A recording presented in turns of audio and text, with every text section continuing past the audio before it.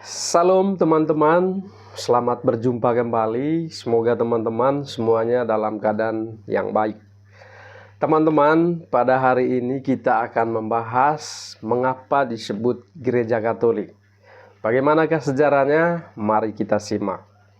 Banyak orang, terutama umat-umat Protestan, sering mengatakan Katolik Roma bukan gereja asli. Itu hanya gereja buatan manusia. Gereja sejati bukan Katolik Roma, tapi gereja Protestan yang hanya mengikuti Alkitab atau mengikuti sola scriptura. Mengapa harus ada gereja Roma? Bukankah itu hanya buatan paus? Wow, pokoknya banyak klaim-klaim dari umat sebelah. Teman-teman, jika teman-teman, terutama teman Katolik, pernah mendengarkan klaim-klaim seperti itu, pesan saya, berhati-hatilah. Jangan mudah percaya pada apa yang mereka klaimkan. Jangan sampai pindah agama karena berita-berita seperti itu. Untuk itu, mari kita kupas saja bersama ya teman-teman. Yang pertama, kapankah Katolik Roma itu ada? Nah, Katolik Roma teman-teman telah ada sebelum ada Protestan. Tentu saja karena perbedaan hampir 1500 tahun baru ada Protestan. Kemudian sebelum ada gereja-gereja modern, sebelum ada Martin Luther dan juga pendeta-pendeta yang mengaku sebagai otoritas Alkitab. Gereja Katolik sudah ada selama 2000 tahun hingga saat ini, sejak zaman Yesus pada tahun 33 pada hari Pentakosta. Istilah Katolik, teman-teman, sudah digunakan sejak abad pertama. Sedangkan Roma ditambahkan bukan karena gereja ini hanya milik orang Roma, tetapi karena pusatnya memang ada di Roma, tempat di mana Rasul Petrus dan Rasul Paulus martir, yaitu mati sebagai martir demi iman mereka. Dan Santo Ignatius dari Antioquia pada tahun 107 Masehi, seorang murid Rasul Yohanes menulis, dimanapun Yesus berada, di situ ada gereja Katolik.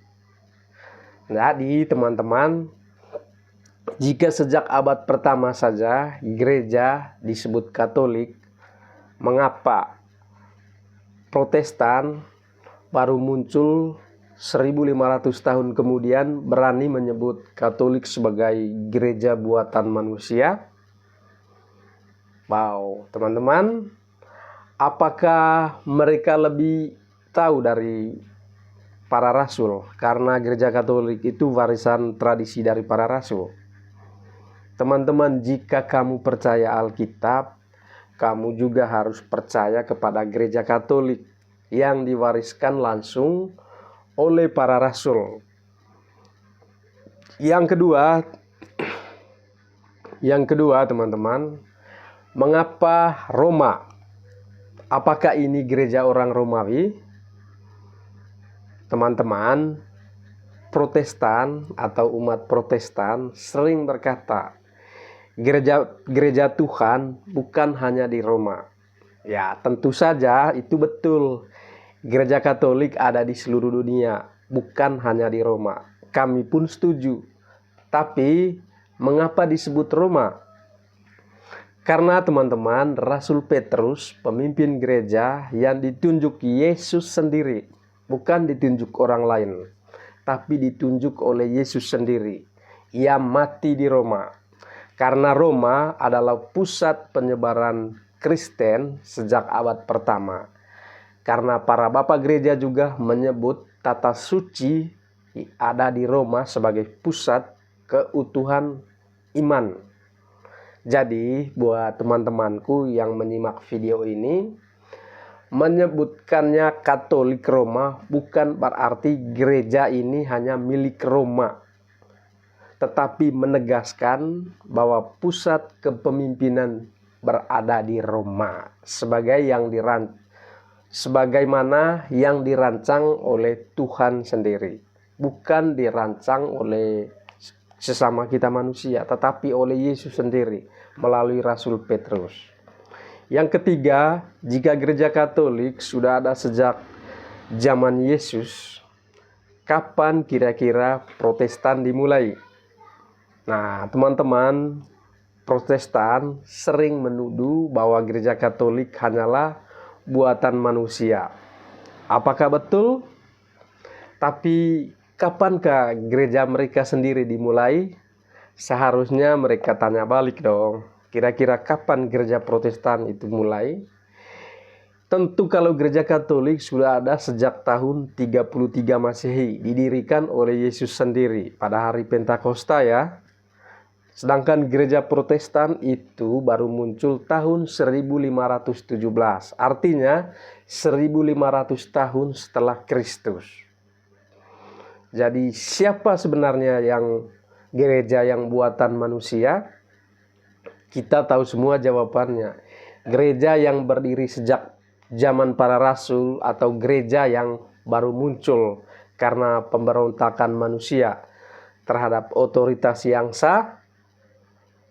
Nah, teman-teman, jika teman-teman Protestan ingin kembali ke ajaran yang benar, seharusnya mereka kembali ke gereja yang asli, gereja yang benar, gereja yang satu-satunya, gereja Katolik, gereja sebelum reformasi Martin Luther. Yang keempat, bagaimana dengan hanya Alkitab? Itu sebagai yang sering diagung-agungkan. Banyak Protestan berkata, kami hanya mengikuti Alkitab. Tapi siapa yang mengumpulkan Alkitab? Siapa yang menyusun? Siapa yang mengkanon? Siapa yang menentukan kitab mana yang sah dan tidak? Jawabannya lagi-lagi gereja Katolik. Tanpa gereja Katolik, tidak ada Alkitab Protestan. Tanpa gereja Katolik, mereka tidak akan tahu mana kitab yang asli dan mana kitab yang palsu. Wow, untung ada gereja Katolik yang memilah-milah. Bahkan Martin Luther sendiri awalnya menerima otoritas gereja sebelum dia mulai menolak tradisi apostolik. Jadi teman-teman yang sangat dikasihi Tuhan, umat Kristen yang sangat dikasihi oleh Yesus, jika kamu percaya Alkitab, maka kamu harus percaya pada gereja yang menjaga Alkitab tersebut selama 1500 tahun sebelum Protestan itu ada, sebelum gereja-gereja menjadi terpecah, tercerai-berai. Dan kesimpulan dari video kita, jika ingin mengikuti Yesus, kembalilah ke gereja Katolik. Kembalilah ke gereja Yesus Kristus sendiri yang mendirikan. Gereja Katolik itu bukan buatan Roma, tetapi gereja sejati yang didirikan oleh Yesus sendiri. Protestan muncul jauh setelah gereja Katolik sudah berdiri kokoh selama 1500 tahun. Jadi teman-teman, apakah kamu masih ingin menolak gereja Katolik hanya karena propaganda, hanya karena klaim-klaim? Apakah kamu ingin tetap percaya pada ajaran yang baru muncul di abad ke-16? Atau teman-teman mau kembali pada gereja yang benar, yang diwariskan oleh Kristus sendiri kepada umatnya? Teman-teman, sekali lagi, hanya gereja Katolik yang memiliki kepenuhan iman Kristen.